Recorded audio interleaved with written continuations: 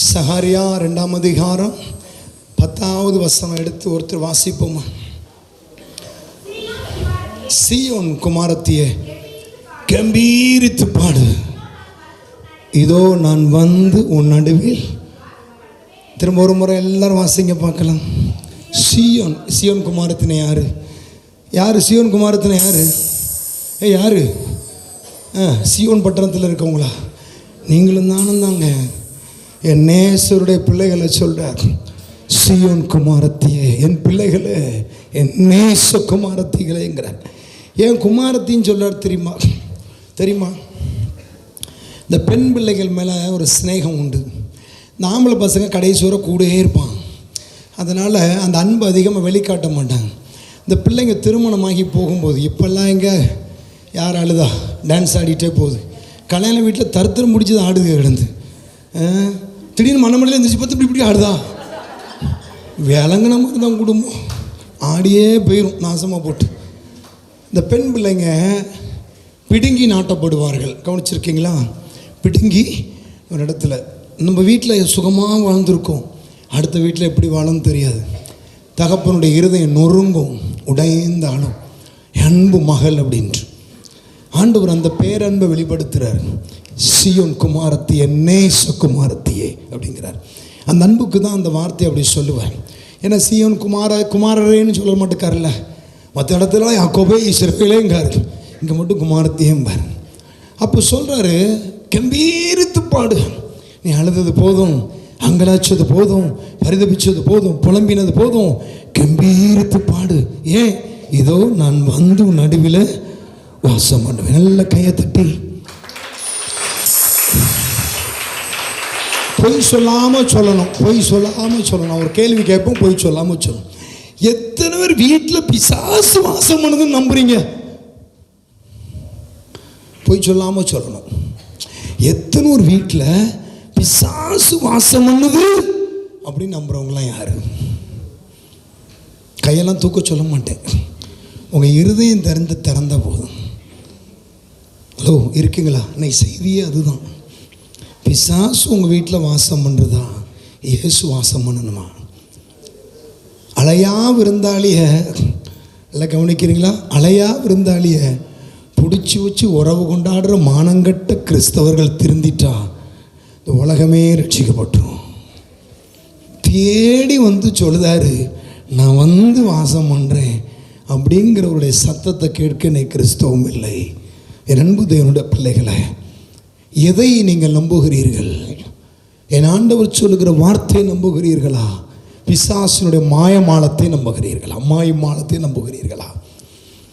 வேதம் சொல்லுகிறது, நான் வந்து உன் நடுவிலே வாசம் பண்ணுவேன். அந்த சியோன் குமாரத்தை கம்பீரித்து பாடுன்னு ஏன் சொல்கிறாரு? அதைத்தான் செப்பனியாக்கு எழுதும் போது சொல்லுவார். செப்பனியா 3ஆம் அதிகாரம் 14-15 வசனங்களை வாசிக்கும் போது வாசிப்போம். சியோன் குமாரத்தையே கம்பீரித்து பாடு, இஸ்ரவேலரே ஆர்ப்பரியுங்கள், எருசலேம் குமாரத்தையே உன் முழு இருதயத்தில் வாசித்துட்டே இரு. நான் பேசிட்டே இருந்தே வாசிட்டே இருக்கணும். ஆமாம், என்ன போட்டிருக்காரு? சியோன் குமாரத்தையே கம்பீரித்து பாடு. இருதயத்தோடும் நான் வந்து வாசம் பண்ணுவேன்னு சொல்லிட்டா அங்கே என்னெல்லாம் நடக்குதான்? அவர் நாக்கினைகளை அகற்றி உன் சத்துருகளை விளக்குகிறார். கையை தட்டி. ஐயா, அவர் வந்து வாசம் பண்றேன்னு சொல்றாருன்னா அங்க என்ன நடக்குன்னு வேதம் சொல்லுதியா? அவர் வந்துட்டான், அங்கு தண்டனை இல்லை, சாபம் இல்லை, பிசாசுக்கு இடமில்லை. நம்புறீங்களா? என்னை நிறைய ஊழியக்காரனுக்கு பிடிக்காது. ஏன்னா நிறைய பேருக்கு நான் தான் எதிரி. ஒன்று புரிஞ்சுக்குங்க, நான் என் அப்பா இயேசுநாதர் ரொம்ப உயர்த்தி பிடிக்கிறவன். இந்த செத்த நாயை ஒரு நாளும் கனம் பண்ண மாட்டேன், அவனை தூக்கி பேசவே மாட்டேன். என் தெய்வத்தை நான் தூக்கி பேசுவேன், என் தெய்வத்தின் வல்லமையை நான் பேசுவேன். நான் பிசாசின் வல்லமையும் பிசாசோட ஸ்பிரிட்டோட ஆக்டிவிட்டியில் பேசுகிற கிறிஸ்தவன் நான் கிடையாது. வேதம் சொல்லுகிறது, யோவான் 17:3, ஒன்றான மெய்தேவனாகிய உண்மையும் நீர் அனுப்பின இயேசு கிறிஸ்து அறிகிறது நித்திய ஜீவன். நல்ல கையை தட்டி. அப்ப வேதம் சொல்லுகிறது, அவர் சொல்றாரு, நீ கம்பீரித்து பாடு, நீ புலம்பாத. ஏன்? நான் வந்து வாசம் பண்ணுவேன். நான் வந்த என்ன நடக்கும்? இதுவரை நீ சுமந்த ஆக்கினை சுமக்க மாட்டாய். நெக்ஸ்ட், இனி உன் வாழ்க்கையில் அந்த பிசாசு கிட்டவில்லை. ஏன்? உலகத்தில் இருக்கிறவனிலும் இயேசு. நம்புறீங்களா? நிறைய பேருக்கு இயேசுநாதர்லாம் பெரியவர்லாம் கிடையாது, பிசாசு தான் பெருசு. அதையே குறித்து பேசணும். சில குறி சொல்கிறதுக்குன்னே, குறி கேட்கறதுக்குன்னே என்ன வருவாங்க. நான் குறிலாம் சொல்ல மாட்டேன். நான் குறி சொல்கிற பைத்தியக்காரன் நான் கிடையாது. குறி சொல்லுகிறவன் புறஜாதியின் மார்க்கத்தை பற்றி கொள்ளுகிறவன். நல்லா கவனிக்கிறீங்களா? சில வார்த்தை நீங்கள் கவனிச்சா ஜெயிச்சிருவீங்க. நான் தியாலஜிலாம் படிச்சுட்டு வரல, நான் பைபிள் காலேஜெலாம் போகலை. எங்கள் அப்பா இயேசுநாதர் எனக்கு கற்றுக் கொடுத்தாரு. நல்லா கவனிங்க, மக்கள் எதை விரும்புகிறாங்க. நான் போலீஸில் வேலை பார்க்கும்போது திருச்சியில் டியூட்டியில் இருந்தேன். ஒரு கையில் கன், ஒரு மெஷின் கன் வச்சுருக்கிறேன், இன்னொரு கையில் ஒரு சிகரெட். அப்போ நான் ரட்சிக்கப்படலை. அப்போது எனக்கு கல்யாணம் ஆகிருந்துச்சு. என் மனைவி 5 மாதம் கன்சீவாக இருந்தா. அப்போது டியூட்டியில் இருக்கும்போது ஒரு மஞ்சக்கல் சேலை கட்டிட்டு ஒருத்தி அப்படியே நடந்து வந்தா. ஒரு அம்மா கையில் ஒரு கம்பு வச்சுருந்துச்சு. ஆத்தா அப்படின்னு, நல்ல நம்ம ஸ்டைல் தெரியல, ஏன்னா ஆத்தா கை பாப்பியா அப்படின்னு. அந்த அம்மாவுக்கு பயங்கர சந்தோஷம். என் ராசாவுக்கு பார்க்காம யாருக்கு பார்க்க போகிறேன்? நான் கிறிஸ்தவன் தான், நான் ரட்சிக்கப்படாத கிறிஸ்தவன். உன்னை வலது கை நீட்டினேன், இடது கை தான் ஏன் பார்க்கணுன்னுச்சு. இடது கை தான் பார்க்கட்டணுமோ? அப்படியா? தெரியலையா? விவரமாக இருக்கல பத்திலா? ஆமாம், கையை நீட்டினேன். அந்த கம்பை வச்சு ஒரு தடவுச்சு. ராசாவுக்கு கல்யாணம் ஆயிடுச்சுண்டா. நம்ம நிச்சயமாக பத்திரிக்கைலாம் கொடுக்கல அந்த அம்மாவுக்கு. எனக்கு கல்யாணம் ஆனது அந்த அம்மாவுக்கு எப்படியா தெரியும்? அடுத்து ஒரு தடவிட்டு ராசாவை மனைவி 5 மாதம் முழுகாமல் இருக்கான். பகீர்னு ஆயிடுச்சு. அந்த அம்மா பேசுகிற ஆரம்பிச்சோன்னே எங்கள் சர்ச்சி பாஸ் மேலே நம்பிக்கையெல்லாம் போயிட்டு, இவனுக்கு ஒரு மண்ணும் தெரியல, அவள் என்ன அழகா சொல்கிறா, எவ்வளோ வெளிப்பாடு. உண்மையா இல்லையா? உண்மையா இல்லையா? அடுத்தது கையை தடவிட்டு, ராசா அவன் வீட்டில் உங்கள் அப்பாவுக்கு நேராக ஒரு கன்னி தெய்வம் செத்துருக்கு, கன்னி பொண்ணு செத்துருக்கு. எங்கள் அப்பாவுக்கு நேராக மூத்தது 17 வயசில் எங்கள் அத்தை ஒருத்தங்க இறந்து போயிட்டாங்க. ஒரு கன்னி பொண்ணு உங்கள் வீட்டில் செத்துருக்கு, கன்னி தெய்வமாக உங்கள் வீட்டை சுற்றி வருது, வெள்ளி செவ்வாய் விளக்கு ஏற்றி பட்டு எடுத்து வை, வீடு நல்லாயிருக்கும். நம்புமா நம்ப மாட்டோமா? சொல்லுங்கள். கல்யாணம் ஆனதை சொல்லிட்டு, பிள்ளை உண்டானதையும் சொல்லிட்டு, எங்கள் அப்பாவுக்கு நேரம் மூத்த செத்து போனதையும் சொல்லிட்டு, இப்போ அந்த அம்மா பெரிய ஊழியக்காரியா சின்ன ஊழியக்காரியா? பேசு. அந்த அம்மா மாத்திரம் கையில் பைபிள் வச்சுருந்து வச்சுங்க, அதான் தீர்க்கதரிசி. நல்ல கரங்களை தட்டி.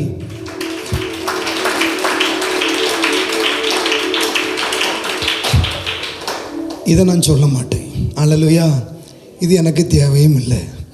இப்படி சொல்லுகிறவர்கள் குறி சொல்லுகிறவர்கள். ஆண்டவர் சொன்னார், குறி சொல்லுகிறவன் உன் தேசத்தில் வைக்காத, அடித்து வரட்டீரன்ட்டார். எதை அறிவிக்கணும் தெரியுமா? இயேசுவை அறிவிக்க வேண்டும்.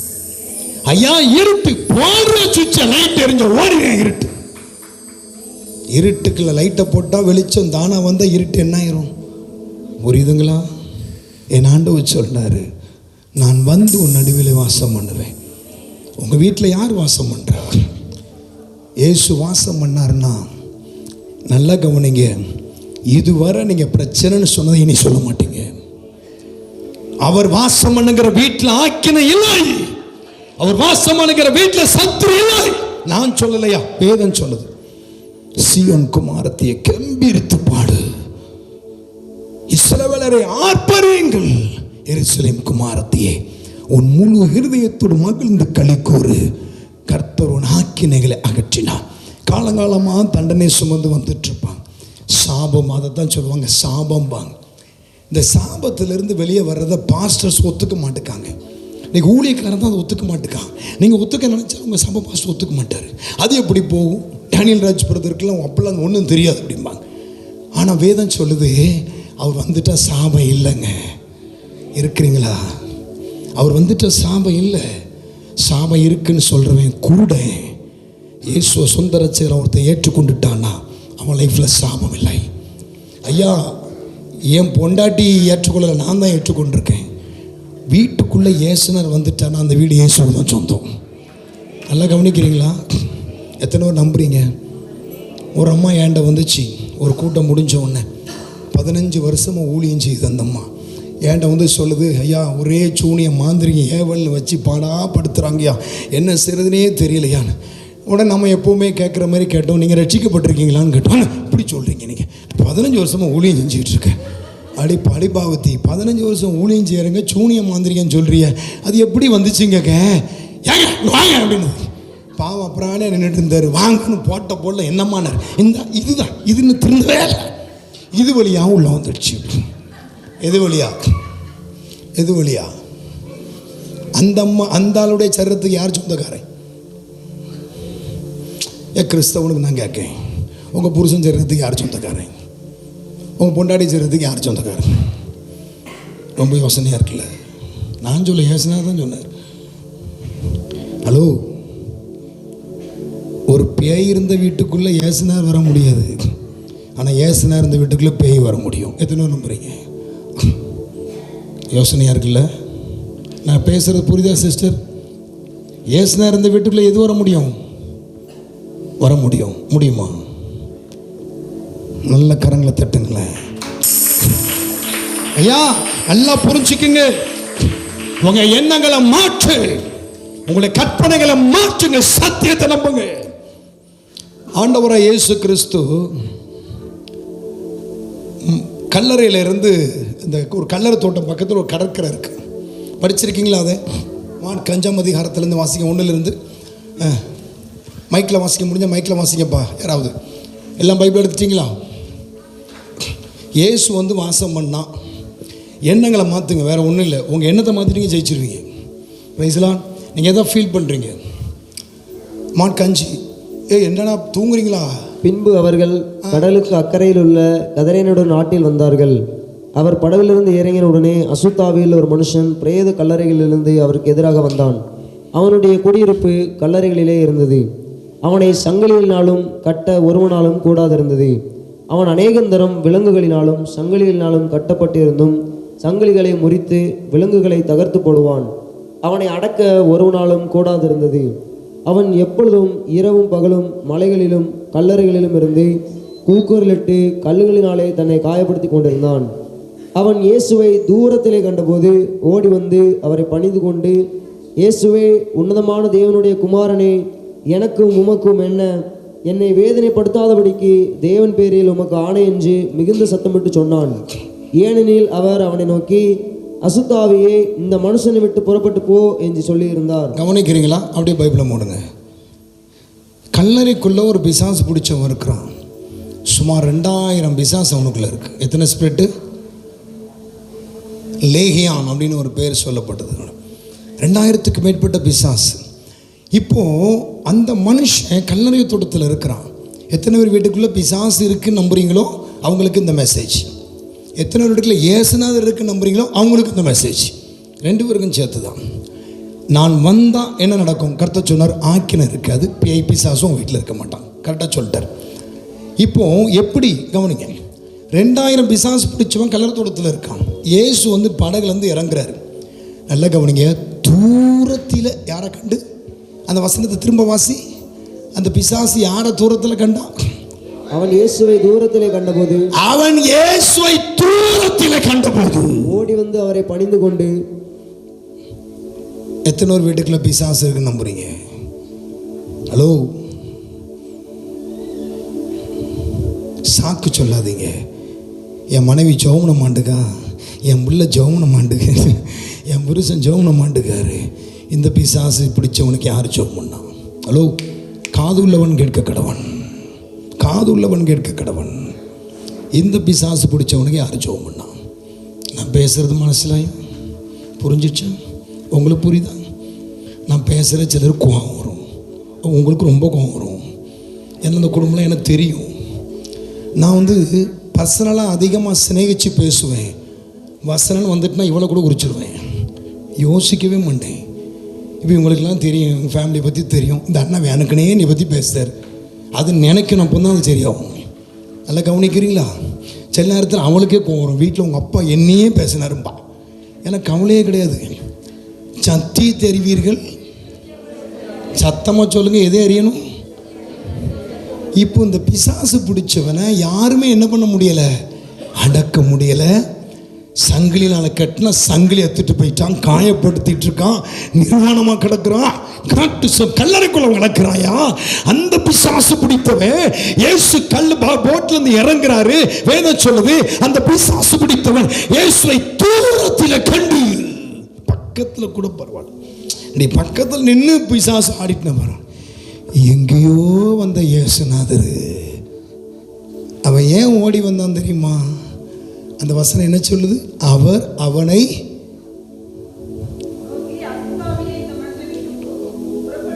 பக்கத்தில் இருக்கும்போது சொன்னாரா, தூரத்தில் இருக்கும்போது சொன்னாரா?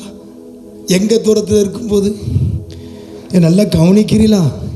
இந்த ஒரு செய்தியை கேட்டு திருந்துறனா காலத்துக்கு நீங்கள் விளங்கவே மாட்டீங்க. எத்தனை ஊழியக்காரன் வந்தாலும் நீங்கள் திருந்த மாட்டீங்க. என்ன ரமேஷ் நான் சொல்ல கேட்டு தானே, ஏசு எங்கே நின்னாரு, வாப்பா ஒரு டெமோ பண்ணு வாப்பாங்க. இப்போ அவன் தான் ஏசுநாதர், அவனை பிசாசுன்னு சொல்லக்கூடாது. இப்போ நான் தான் பிசாசியாக அங்கே இருக்கையா, அடிச்சு நொறுக்கிட்டு சங்கலெல்லாம் பிச்சு உடச்சிட்டு அடக்க. நம்ம வீட்டுக்குள்ளே இவ்வளோ டிஸ்டன்ஸில் தான் ஏசுநாதர் இருக்கார், பிசாசு இருக்கு. நல்லா கவனிக்கணும். வீட்டுக்குள்ளே எவ்வளோ டிஸ்டன்ஸில். கோவம் வந்தாலும் பரவாயில்ல, விளங்கணும்னா நான் உங்களுக்கு பேசி தான் ஆகணும். ஐயா எனக்குள்ள நான் ஸ்பிரிட்டு என்ன அலைக்கழிக்குது, ஆடிக்கிட்டு இருக்கிறேன். அவர் அங்க இருந்துட்டு என்ன சொல்றாரு? திரும்பி சொல்ல, அந்த வசனத்தை வாசி. என்ன சொல்றாரு? அசுத்தாவியே மனுஷனை விட்டு புறப்பட்டு போ. அந்த மனிதனுக்கு யார் ஜெபித்தது? யார் ஜெபித்தது அந்த மனிதனுக்கு? இயேசு வந்தார்னா அவர் வந்த இடத்துல பிசாசுக்கு வேலை இல்லை. கையை தட்டி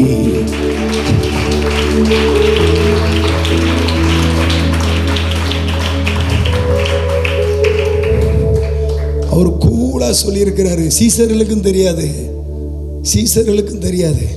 பலக விட்டு இறங்குறாங்க. இறங்கினோன்னு அங்கேருந்து சத்தமாகவும் சொல்லலை, அசுத்தாவிய அந்த மனுஷனோட வெளியே போ. என் முன்னால் பார்த்துட்டேன், என் கண்களுக்கு முன்னால் பார்த்துட்டேன். இனி அந்த மனுஷனுக்குள்ள உனக்கு இருக்க அதிகாரம் இல்லை. என் அன்பு தேவனுடைய பிள்ளைகளை, எங்கேயோ கடந்த பிசாசு இயேசுநாதரை நோக்கி எதிர்கொண்டு ஓடி, உன்னதமான தேவனுடைய குமாரனே, உமக்கும் எனக்கும் என்ன காலம் வரும் முன்னே எங்களை வேதனைப்படுத்த வந்தீரோ? உடனே காம்ப்ரமைஸ் பேசி, ஓ சரி சரி சரி உனக்கு என்ன டைம் வரலையானோ, சரி சரி சரி அப்படி இருந்துக்க, சரியா நான் வந்தேன் பார்த்துக்க. கவனிக்கிறா, நான் வந்தேன் பார்த்துக்க. நான் வந்துட்ட அப்படின்னா ஒன்று துரத்துலன்னு தப்பாக நினைப்பாவில்ல, அதனால துரத்துனேன், ஒன்றும் பிரச்சனை இல்லை, டைம் வரலையோ, சரி சரி இருந்துக்க சொல்லிட்டா போனார். பேசுங்க, சொல்லிட்டா போனார். ஹலோ, பிசாசு இருக்கா வீட்டில்? இருக்கா பிசாசு? ரட்சிக்கப்பட்டேன்னு ஒரு நபர் சொல்லிட்டா அந்த வீட்டுக்குள்ள பிசாசுக்கு விடமில்லை. திமிர்ல பேசுறேன், திமிர்ல பேசுறேன், ஆவிக்குரிய திமிர்ல பேசுறேன். என் வீட்டுக்குள்ள பிசாசு வர முடியாது. நான் மட்டுமே ரட்சிக்கப்பட்டுக்குன்னு வச்சுக்கிடுமே, என் பிள்ளைங்க என் மனைவி ரட்சிக்கப்படலன்னு வச்சுக்கோமே, தலை மயிரை கூட வந்துட முடியாது. என்னை என் வீட்டுக்குள்ள எனக்குள்ள இருக்கிறவர் பெரியவன். சில சொல்லுவாங்க பிள்ளைங்க கீழ்ப்படியாது வீட்டில். அப்போ அந்த பிள்ளை அது மாம்ச திமிரு. என்ன திமிரு? பிள்ளைங்க குடிச்சு அலையும்ல, தம் அடிச்சு அலையும்ல, அது மாம்ச திமிரு. அதுக்கும் பிசாசுக்கும் சம்மந்தமே கிடையாது. அல்லேலூயா. நல்லா கவனிக்கிறீங்களா? நீங்கள் யாரை உயர்த்தி பேசுகிறீங்களோ, நீங்கள் யாரை உயர்த்தி பேசுகிறீங்களோ அதுதான் எனக்கு கிரியை செய்யும். உங்களுக்குள் இருக்கிற இயேசுவை நீங்கள் உயர்த்தி பேசினால் அவர் உன் பிள்ளைகளிடத்துல கிரியை செய்வார், உன் குடும்பத்திடத்துல கிரியை செய்வார். அதை விட்டுட்டு நீ பிசாசை உயர்த்தி பேசுவாயானால் பிசாசு கிரியை செய்யும். ஐயா, அருமையான ஒரு சகோதரி கணவன் மனைவியுமாய் வந்தான். நீ உட்காந்துடுறான், நான் தேவனை கூப்பிட்டு இங்கேருந்து யாராக எழுந்திரிச்சோ நீ இங்கே இருந்துக்க. கணவன் மனைவியுமாய் வந்தாங்க. கல்லூரி பேராசிரியை, கணவர் டீச்சர், ஒரே மகன் 12th ஸ்டாண்டர்ட் படிக்கிறான். பாஸ் பண்ணுவாங்கிற நம்பிக்கை அவங்களுக்கு இல்லை. அடங்காத மனிதன், அடித்து நொறுக்கிடுவோம் வீட்டை, 11ஆம் கிளாஸ் படிக்கும்போதே அப்போவே நான் சொல்கிறது ஒரு 6 இயர்ஸ் பேக், ஒரு 7 இயர்ஸ் இருக்கும். 1.5 லட்சம் ரூபாய்க்கு கேடிஎம் அந்த டைமில் பைக்கு வாங்கி கொடுத்தாங்க. அடங்க மாட்டான். இந்த அம்மாவுக்கு வந்து ஒரு மனக்கவலை, பிள்ளை திருந்தணும்னு கவலை இல்லை.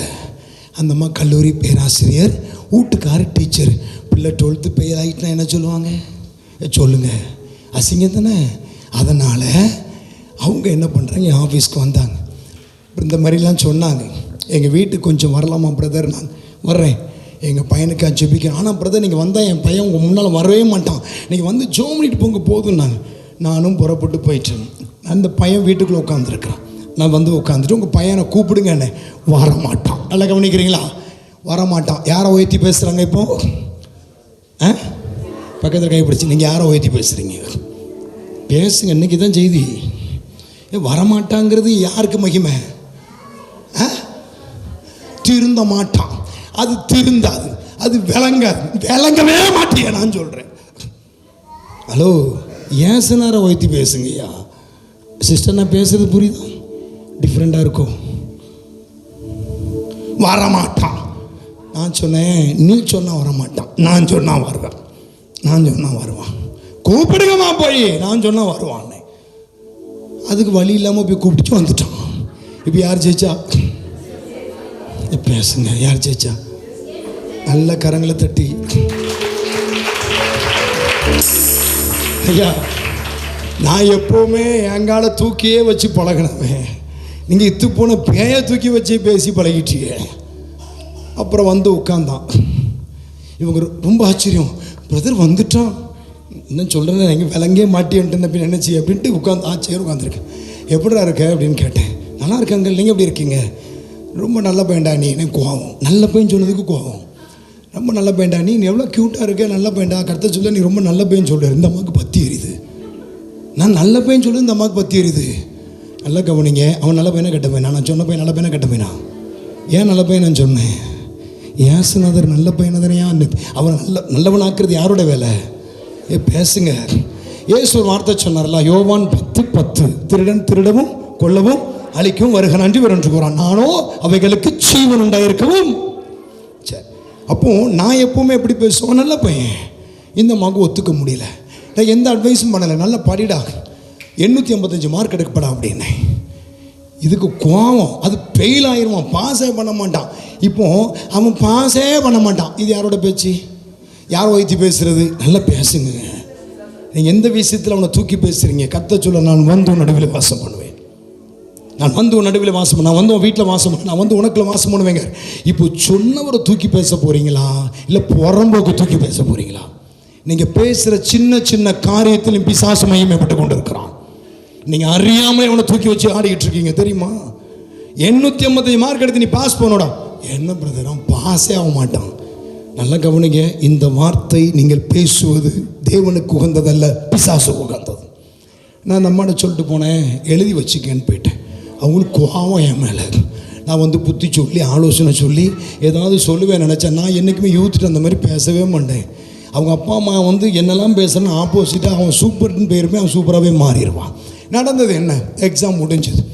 எக்ஸாம் எழுதிட்டு வந்துட்டான். இவங்களுக்கு ஒரு எதிர்பார்ப்பு, 855 மார்க்குன்னார். வாய்ப்பே இல்லை. அந்த வாய்ப்பே இல்லைங்கிறது யாரோட எண்ணம்? பேசுங்க, பேசுங்க. மனுஷனால் கூடாதது, மனுஷனால் கூடாதது. நல்லா கவனிக்கிறீங்களா? பாஸ் ஆவான்னு பார்த்தா கரெக்டாக சொன்ன மாதிரி 855 மார்க் எடுத்தான். கை தட்டுங்களேன். ஒரு மார்க் கூடவும் இல்லை குறையவும் இல்லை. 855, 1200, 855 மார்க் நடுவிட்டான். இப்போ சொல்லுங்கள், யார் ஜெயிச்சா? பக்கத்தில் கையை பிடிச்சிக்கலுங்க. உங்கள் வீட்டில் யார் இருக்கா? யாரை தூக்கி பேசுகிறீங்க? ஏசப்பா தூக்கி பேசுறீங்க. ஏசப்பா தூக்கி பேசுனா நீ 10 பேரை கூட்டம் தூக்கிலாம் மாசு பேர்.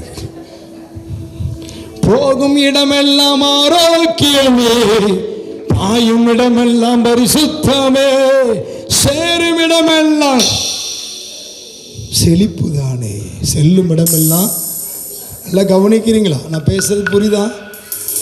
கர்த்தர் பேச சொன்னது இதுதான். அப்போது முடிச்சாச்சு. வந்து அதுக்கப்புறம் வந்து உட்காந்துட்டு, ஐயோ அண்ணே, நாங்கள் நம்பவே இல்லை. நீ எவனை நம்புறியோ அவனால் எந்த பலனும் இல்லை. நான் எங்கள் அப்பா இயேசுநாதரை நம்பினையா, அவர் எனக்கு அற்புதம் செஞ்சாரியா. எனக்கு தெரியும் என் ஆண்டவருடைய பார்வைக்கு அவன் நல்ல பையன் தான். அவர் உண்டாக்கி இன்னும் உயிரோட வச்சிருக்கிறாரியா, இன்னும் உயிரோட வச்சிருக்கிறார்.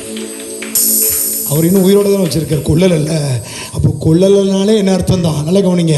ரட்சிக்கப்படாத அடங்காத பிள்ளையோ புருஷனோ பொண்டாட்டி யாராவது இன்னும் உயிரோடு இருந்தா கர்த்தர் சொல்லுவார், நீ என் பார்வைக்கு அருமையானபடினால் காணப்பட்டாய்ப்பார். என்ன சொன்னாரா? என்னையும் பொண்டாட்டி 2 முறை துப்பேத்திட்டு இருந்தா சுடகு. என் தம்பி பாய்சனை கொடுத்தான், வாங்கி கொடுத்தேன். எங்கள் அப்பா கொலை பண்ண சொன்னார். நல்லா கவனிக்கலாம். அப்போது என்னையே எல்லாருமே ஸ்நேகிக்கில் தூக்கி போட்டாங்க. அப்புறம் ஒரு கூட்டத்தில் போய் கர்த்தர் சொன்ன வார்த்தையை பிடிச்சி வச்சுட்டு ஜோமுன்றா. ஜோமுனவளை பார்த்து பைத்தியக்காரின்னாங்க. உனக்கு லூஸா இவனுக்காக ஜோம் பண்ணிட்டு இருக்கிய. நல்லா கவனிக்கலாம். அப்போது என்னோட லைஃப் ஸ்டைலு இந்த உலகத்தில் யாருக்குமே பிடிக்காதியா. ஆனால் என்ன ஒருத்தருக்கு பிடிச்சிருந்தது ஐயா, எம்பெருமானேசனாக இருக்கு. ஹலோ, நல்லா கவனிங்க.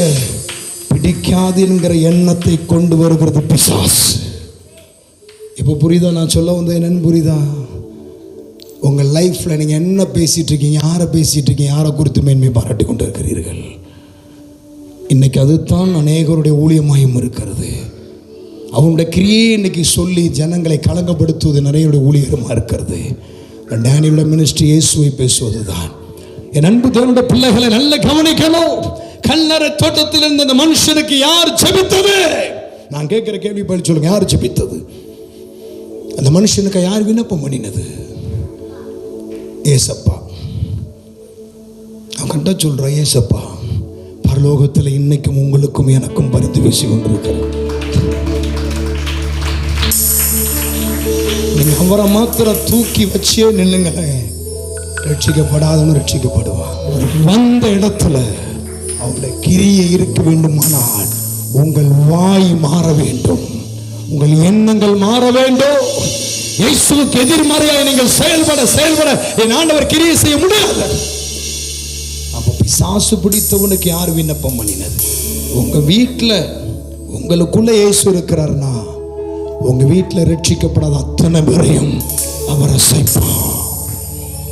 என் அன்பு தேவனுடைய பிள்ளைகளை, நான் பார்த்த வரைக்கும், நான் சென்ற வீடுகளில் நான் பேசின ஆலோசனைகளை கேட்டுக்கொண்டவர்கள் ஜெயித்திருக்கிறார்கள். நல்லா கவனிக்கணும். அப்போ அந்த பிசாசு பிடித்தவன் ஓடி வந்து இயேசுவின் பாதத்தில் விழுந்தான். ஆண்டவர் காம்ப்ரமைஸ் பேசலை. அந்த பிசாசுகளை துரத்தி, நல்லா கவனிக்கிறீங்களா, துரத்தி அவன் அஸ்திரம் இல்லாதவன் வஸ்திரம் உடுத்தி இயேசுவின் பாதத்தில் அமர்ந்தான். நல்ல கைத்தட்டி ஆண்டவர் நன்றி சொல்லுவான். ஹல்லேலூயா. அப்ப இயேசு கிறிஸ்து நம்ம வாழ்க்கையில வருகிறார் என்று சொன்னால் உன் வாழ்க்கையில இருக்கிற தண்டனை மாறும் என்று நம்பு. சேவப்பிள்ளை நம்பணும். இயேசு வந்துட்டார், நான் நல்லா ஆயிடுவேன். இயேசு வந்துட்டார், என் பிள்ளை நல்லாயிரும். இயேசு வந்துட்டார், என் குடும்பம் நல்லாயிரும். இயேசு வந்துட்டார், என் கணவர் நல்லாயிருவார், என் மனைவி நல்லாயிருவா. நம்பணும். ஏன்? அந்த நம்பிக்கை தான் அவருடைய வல்லமை வெளிப்படுத்தும். அதை விட்டுட்டு அது எப்படி அப்படின்னு கேட்டீங்க, நாளைக்கு பிசாசை தூக்கி பிடிக்க ஆரம்பிச்சிட்டீங்க. நல்லா கவனிங்க. பவுல் சொன்னார் தெரியுமா, கர்த்தராகிய இயேசு கிறிஸ்து விசுவாசி, அப்பொழுது நீயும் உன் வீட்டாரும். சொன்னாரா இல்லையா? ஏன் அந்த வார்த்தையை சொன்னார்? அந்த வார்த்தையை ஏன் சொன்னார்? உன்னோடு இயேசு வாசம் பண்ணி உன் வீட்டுக்குள்ளே வந்துட்டா உன் வீடே சொர்க்கம் தான்னாரு. என் அன்பு தேவனுடைய பிள்ளைகளை நன்கு புரிந்து கொள்ளுங்க. இன்றைக்கு கர்த்தர் உங்களிடத்தில் பேச சொன்ன வார்த்தை இதுதான். நான் வந்து வாசம் பண்ணா உன் வாழ்க்கையில் ஆக்கினை இல்லை. ஏன்? எப்படி ஆக்கினை இல்லை? கல்லறை தோட்டத்தில் இருந்த மனுஷனுக்கு அவன் மேலே இருந்த ஆக்கினை எங்கே போனது? கவனிக்கிறீங்களா? கல்லறை தோட்டத்தில் இருந்த மனுஷன் மேலே இருந்த தண்டனை எங்கே போனது? உங்கள் வீட்டுக்குள்ளே ரட்சிக்கப்படாத ஒரு நபர் இருந்தால் அந்த நபர் மேலே இருக்க தண்டனை எங்கே போகும்? ரட்சிக்கப்படாத குடும்பம், கணவன், பிள்ளை யார் இருந்தாலும் அந்த தண்டனை எங்கே போகும்? இயேசு எங்கே வந்துட்டாரோ அந்த இடத்துல இருக்கிற நபர்களின் தண்டனை அவர் எடுத்துக்கொள்ளுகிறார். சகைவு நல்லா அறிஞ்சிருக்கிறோம்ல, நல்லா தெரியும். சகைவு இயேசுவை பார்க்கறதுக்கு காட்டத்தி மரத்தில் ஏறி உட்கார்ந்துருக்கிறான். தூரத்தில் வர்றாரு, அவனுக்கு எப்படியாவது பார்க்கணும். இந்த பயலை பார்த்தா கிண்டல் பண்ணுவான். என்ன சொல்லுவான்? பாவியானப்ப இயேசுவை பார்க்கான் அப்படின்னு சொல்லுவான்னு பயந்து போய் காட்டத்தி மரத்தில் ஏறி கிளைகளுக்குள்ள ஒளிந்திருந்து பார்க்குறான். கவனிக்கிறீங்களா? நம்ம வீட்டில் இயேசு இருக்காரா இல்லையா? இருக்காரா? சகைவை பேசும்போது இன்னும் கொஞ்சம் குத்தும். ஹலோ, இருக்காரா? சொல்லுங்க. பின்னால சத்தத்தை காணும். இருக்காரா இல்லையா? சத்தமா. சகைவு மரத்து மேல உட்கார்ந்துருக்காயா. ஆனா வீட்டுக்குள்ள புருஷன் முண்டாடி பக்கத்துல தான், புள்ள அப்பா பக்கத்துல தான், கணவன் மணி பக்கத்துல தானே இருக்கிறோம். நான் பேசுற காரியத்தை சரியாய் புரிந்து கொண்டால் ஜெயித்து விடுவீர்கள். இயேசுவை கிரியை செய்ய இடம் கொடு. வாயை அடக்குங்க. உங்க கிரியை மாத்துங்க, எண்ணங்களை மாத்துங்க, சிந்தையை மாத்துங்க. அவரை கிரியை செய்ய விடுங்க. சகைவு காட்டத்து மரத்து மேல உட்கார்ந்து இருக்கிறார். இயேசு நடந்து போறார். சகைவுக்கும் இயேசுவுக்கு என்ன சம்பந்தம்? இந்த சகைவை குறித்து இயேசு இடத்துல யார் சொன்னது? சகைவுக்கு யார் விண்ணப்பம் பண்ணினது? அவர் ஊர்ல பாங்கான மனுஷன் மரத்து மேல உட்கார்ந்து நடந்து போறாரு. போனவர் நின்றுட்டார். சகைவே இறங்கி வா, என்ன பக்கத்தில் நிற்க, நல்லா பார்த்துக்க அப்படின்னு சொல்லியிருக்கான். நான் உன் வீட்டுக்கு வரணும்ட்டாரு. ஹலோ, நம்ம என்ன சொல்லுவோம் தெரியுமா? அது எப்படி ஏசப்பையன் உங்களுக்கு செய்வார்? உங்களுக்கு செய்யவே மாட்டார். நீ சோமனான செய்வார். இப்படி சொன்னியே நீங்க விளங்க மாட்டீங்க. நீங்க சொல்ல முடியல. அப்ப எப்படி அவரு செய்யாம இருப்பாரு? பண்ணுவார். தட்டுங்க பாப்பா கையை. பேசுகிற கோபமாக வருதோ? நான் கரெக்டாக பேசுகிறேன்னா? சகைவுக்கு யார் ஜெபம் பண்ணா? ஏசப்பா ஜெபம் பண்ணாரா? ஹலோ, சத்திய தேர்வுகளை சத்தியம் உங்களுடைய ஆக்கும். ஏசுனாரும் பிடிச்சி வச்ச பொம்மை கிடையாது. அவர் சர்வ வல்லமை உள்ள தேவன். ஐயா, சீனாய் மலையில ஆண்டோட மகிமை இறங்குது. கர்த்தர் சொல்றாரு, ஒரு பய பக்கத்தில் வரக்கூடாது, 6 மாடு பக்கத்தில் வரக்கூடாது. நான் மலை மேல பிரசன்னமாக போகிறேன். சீனாய் மலை மேல இறங்கினார். சீனாய் மலை பற்றி எரிகிறது. ஐயா, பற்றி எரிகிறது மலை. மலை நடுவே இருந்து கர்த்தர் பேசுறாரு. ஜனங்கள் சொல்றாங்க, மோசே மோசே, இந்த ஆண்டவர் எங்களோடு பேச வேண்டாம், பேசினாங்க செத்து போ. அந்த தேவனையா உங்க வீட்டுக்கு வாசம் பண்றாரு. அவரை தூக்கி மரக்கால மூடி வச்சுக்கிட்டு பிசாசை மேன்மைப்படுத்திட்டு இருக்கிறீங்களே. நீங்க வாயை போத்து நாளை கிரி தானாய் நடக்கும். கையை தட்டி.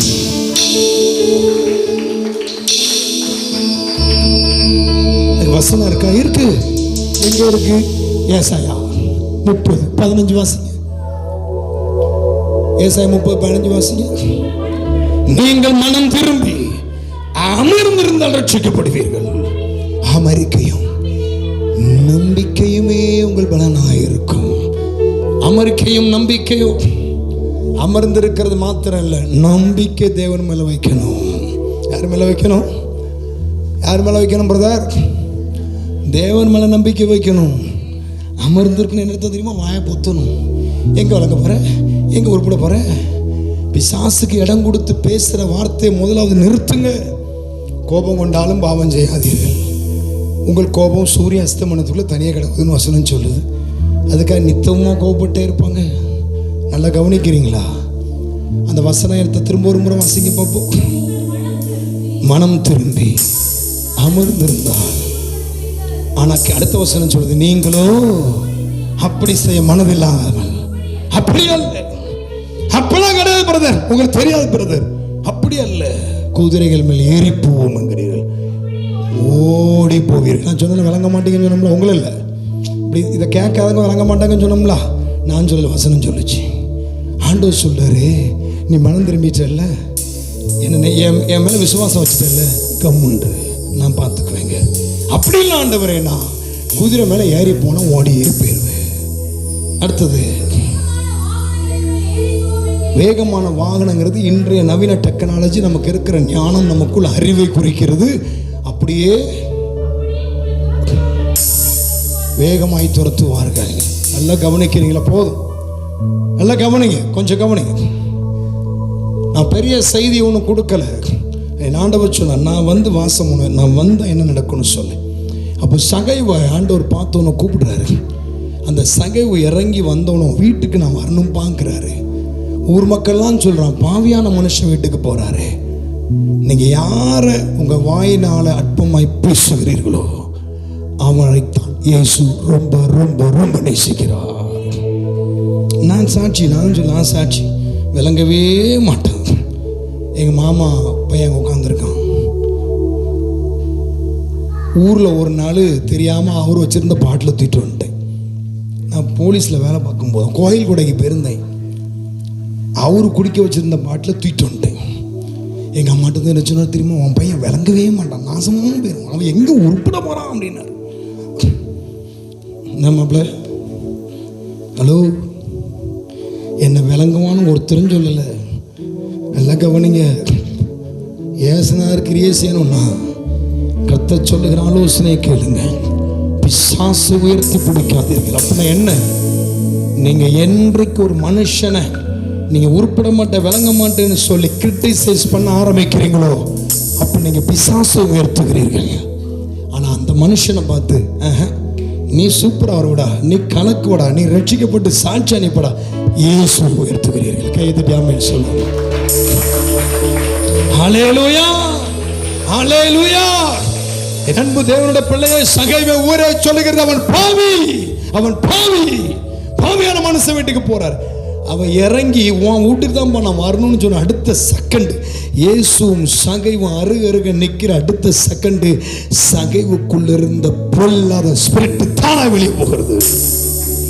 போச்சா இல்லையா? ஏசுனார் சொன்னாரா, சகைவு நான் வீட்டுக்கு வாரேன்னு சொல்லியிருக்கேன், பணத்தை வாங்கிறாதப்பா. ஹலோ, இருக்கீங்களா? உன் வீட்டுக்கு வாரேன்னு சொல்லியிருக்கேன், கேவலப்படுத்திடாத. நீ நைஸா எல்லாருக்கும் முன்னால எல்லாத்தையும் திரும்ப கொடுத்துருன்னு சொல்லிடு அப்படின்னு சொன்னாரா? ஹலோ, சொல்லலை. அவர் வந்தா சொல்லுங்க, அவர் வந்தா ஏசுனார் என் கூட இருக்காருன்னா என் வீட்டுக்குள்ளே இருப்பார்ல, என் வீட்டுக்குள்ளே இருக்காருன்னா என் முன்னாடி பிள்ளை பக்கத்தில் நிற்பாரா, நிற்க மாட்டாரா? ஹலோ, பியாய் உயரத்துக்குள்ளே இருந்தா அது கூட ரெண்டாக்குதா இல்லையா? ஒரு பியாய் ஒரு ஸ்பிரிட்டு ஒரு பிள்ளைக்குள்ளே இருந்து ஒரு பையனுக்குள்ளே இருந்து ஊட ரெண்டாக்குதா இல்லையா? அடக்க முடியாது, அடிக்க முடியாது, நொறுக்கிடுவான், உடச்சிடுவான். ஏங்க அந்த பியாயே அந்த வீட்டை அந்த வருத்து வருதுன்னா என் பெருமான் ஏசுநாதர் மாத்திரம் ஒரு மனுஷனுக்குள்ள இருந்தா தட்டுங்க தட்டுங்க தட்டுங்க கைய.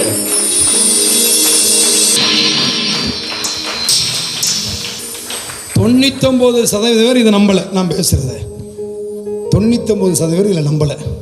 ஒரே ஒரு % மட்டும்தான் உண்மைதான் பிரதர். அப்போ ஏசுனார் ஏண்ட இல்லை அப்படின்னு இருந்தேன்னு சொல்லிட்டு. ஆனால் 99% என்ன பண்ணலை, ஏற்றுக்கலை. எப்படி ஏற்றுக்க முடியும்? இன்னும் புதுசாக கதை விடுத.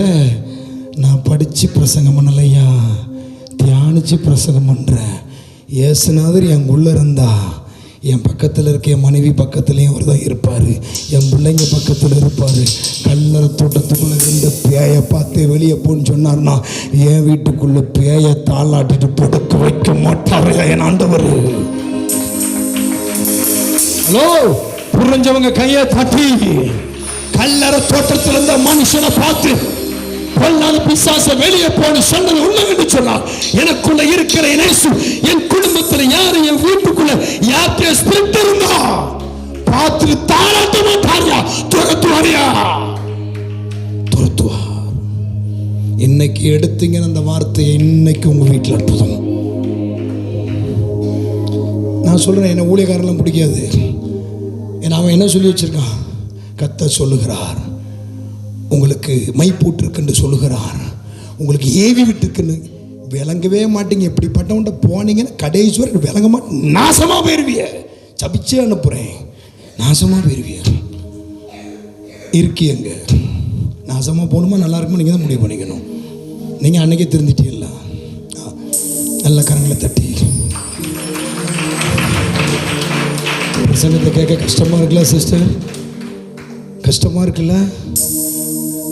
கசப்பு மருந்து கஷ்டமாக தான் இருக்கும். நான் பேசுகிறது புரியுதா சிஸ்டர்? நல்லா கவனிக்கலாம். நான் ஏதோ பிரசங்கம் பண்ணிட்டு போல அதுக்கு அந்த ஹாலெல்லாம் வாங்கி எடுக்கிறேன் சிஸ்டர். கல்லர் தோட்டத்தில் இருந்த பிசாசை தூரத்தில் இருந்தே துரத்துனவர் நம்ம வீட்டுக்குள்ளே எனக்குள்ளே பேசி இருக்கும்போது என் பக்கத்தில் என் பிள்ளைய என் பொண்டாட்டிக்குள்ளே பிசாசு இருந்தால் பார்த்து தாளாட்டுவாரா சிஸ்டர்? என்ன பண்ணுவார் சிஸ்டர்? அடிச்சு துரத்திடுவார். பேசுங்க. துரத்தலே அப்படின்னு என்ன அர்த்தம்? ஏசுநாதரே இல்லை. பேசுறத கவனமாக கவனிச்சா ஜெயிப்பீங்க. அதை விட்டுட்டு இடும்பு பிடிச்சிட்டு வீம்பு பிடிச்சிட்டு இருந்தா நான் சொல்கிறேன் விளங்கவே மாட்டிய. நல்ல கையை தட்டி. பார்த்தாலும் விளங்க மாட்டேன். ஒன்று விளங்கணும், விளங்காம போகும். தம்பி அக்கினவ வாழ்க்கையில வராது. சத்துரு இருக்க மாட்டாயா? வேத புஸ்தகத்தை எடுத்து புதிய பாட படிங்க. இயேசு எங்கெல்லாம் வந்தாரோ அங்கு வியாதி சுகமாயிற்று. இயேசு எங்கெல்லாம் வந்தாரோ அங்கு பிசாசு ஓடிட்டு. சிஸ்டர், நீங்க என்ன கேன்சர் பேஷண்ட்டை கூப்பிட்டு வந்தீங்க, டெஸ்ட் பண்ணி பார்க்க சொல்லுங்க. இயேசு கிறிஸ்து குணமாகிட்டாரு. இந்த இடத்துல அந்த அம்மாவுக்கு ரொம்ப நன்றி இருக்கு. நல்லா இருக்கட்டும். ஒரு அம்மாவை கொண்டு வந்தாங்க, டாக்டர்லாம் கை விட்டாங்க, செத்து போயிருண்டு தூக்கிட்டு வந்தாங்க. அந்த பின்னால் படுத்துருந்துச்சு. அந்த செத்து போகுன்னு சொல்லிட்டாங்க. அங்கே தான் படுத்துருந்துச்சு. நான் இறங்கி போய் ஜோம் பண்ணேன். பலவீனத்தின் ஆவியை ஓடு நாயன்னு ஓடிட்டு அன்னைக்கு எந்திரிச்சு உட்காந்து டீலாம் குடிச்சிச்சு. அடுத்த மீட்டிங்கில் முன்னால் வந்து உட்காந்துருச்சு. எலும்பு தோல் மாறுது, புசுன்னு ஆயிட்டு சாட்சிலான்னு சொன்னிச்சு. அது இப்போ வர்றதில்லை போட்டு. நான் இயேசுநாதர் நம்புகிறேன். அந்த ஆண்டவர் சுகமாக வைப்பார். நல்ல கையை தட்டி.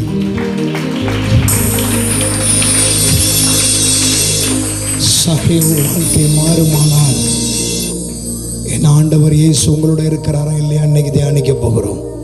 அதைத்தான் இன்றைக்கு நம்ம ஆராய போகிறோம். இயேசு என் கூட இருந்தா என் குடும்பத்தில் ஆளுகை இருக்கும். ஒரு பிசாசு ஒரு வீட்டுக்குள்ள இருந்தால் அந்த குடும்பத்தை நாசம் பண்ணக்கூடிய பவர் அவனுக்கு இருக்குமானால் நல்ல கவனிக்கணும்.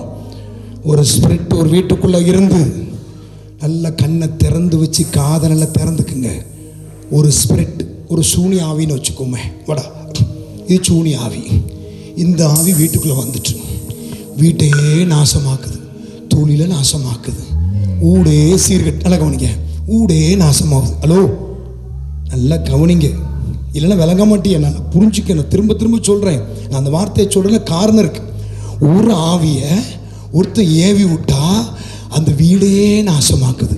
ரட்சிக்கப்பட்டு அபிஷேகம் பண்ணப்பட்ட நபரே சேர்த்து நாசமாக்குது. எந்த ஆவி? சூனி ஆவி. சரியா? தொழிலை நாசமாக்குது, குடும்பத்தை நாசமாக்குது, சந்தோஷம் இல்லை, சமாதானம் இல்லை. ஒரு ஆவி வீட்டுக்குள்ளே வந்து இவ்வளவு சேட்டையை பண்ண முடியும்னா, அட மானமுள்ள கிறிஸ்தவர்களே, அட சொர்ணம் உள்ள கிறிஸ்தவர்களே, ஏசுனார் இந்த ஆவியை விட பெரியவர் தானே ஐயா.